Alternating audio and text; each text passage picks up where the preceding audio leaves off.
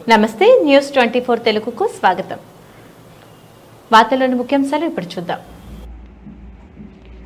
కోనసీమ జిల్లా కపిలేశ్వరపురం మండలం అంగర పోలీస్ స్టేషన్లో సిఐ దొరరాజు ఏర్పాటు చేసిన మీడియా సమావేశంలో దొంగ నోట్లు చలామణి చేస్తున్న నిందితులను అరెస్ట్ చేసినట్లు తెలియజేశారు.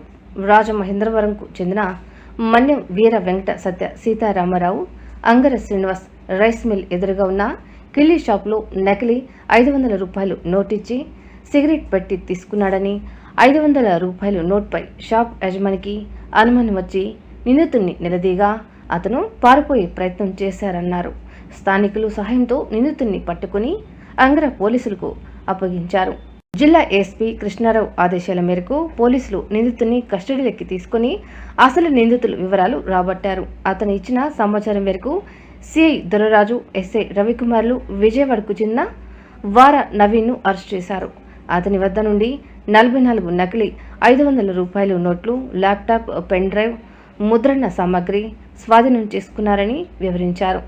నిందితులపై కేసు నమోదు చేసి కోర్టులో హాజరుపరుస్తామని తెలియజేశారు. మీడియా సమావేశంలో విఆర్ఓ సత్యనారాయణ, విఆర్ఏలు, పోలీస్ సిబ్బంది పాల్గొన్నారు. నిందితుని వద్ద నుంచి సుమారుగా 20,000 రూపాయలు నకిలీ నోట్లను, ల్యాప్టాప్, ప్రింటర్, స్కూటీ స్వాధీనపరుచుకున్నామని తెలియజేశారు.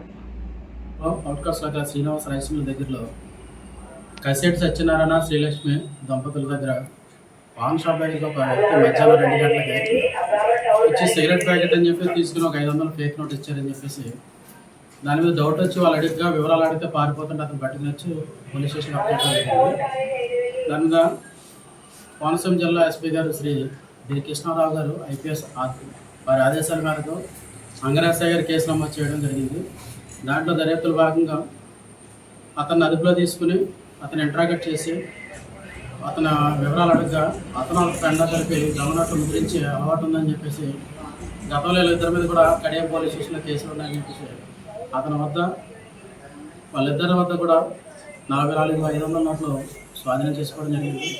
వాళ్ళ ఫ్రెండ్ని కూడా అదుపులో తీసుకుని ఎవరైతే వాళ్ళ ఫ్రెండ్ ఎవరైతే ఉన్నారో వారా నవీన్ అతను కూడా రాజమండ్రిలో ఇతను ఇంటర్వ్యూగా అదుపులో తీసుకున్నాం. అతని దగ్గర నుంచి కూడా హెచ్పి లేజర్ ప్రింటర్ ఒకటి, హెచ్పి ల్యాప్టాప్ ఒకటి, 44,500 రూపాయలకు సంబంధించిన ఫేక్ నోట్ని, ఒక పెన్ డ్రైవ్ని అతను కేసు దర్యాప్తు భాగంలో సీజ్ చేయడం జరిగింది. వీళ్ళ యొక్క టార్గెట్ ఏంటంటే ఎక్కడైతే విలేజ్ అవుట్కట్స్లో సింగిల్గా షాప్స్ కానీ ఏదైనా రద్దీ ప్రదేశాల్లో, చీకటిపడ్డ ప్రదేశాల్లో ఈ ఫేక్ నోట్స్ అనేది చాలామంది చేయడం జరుగుతుంది.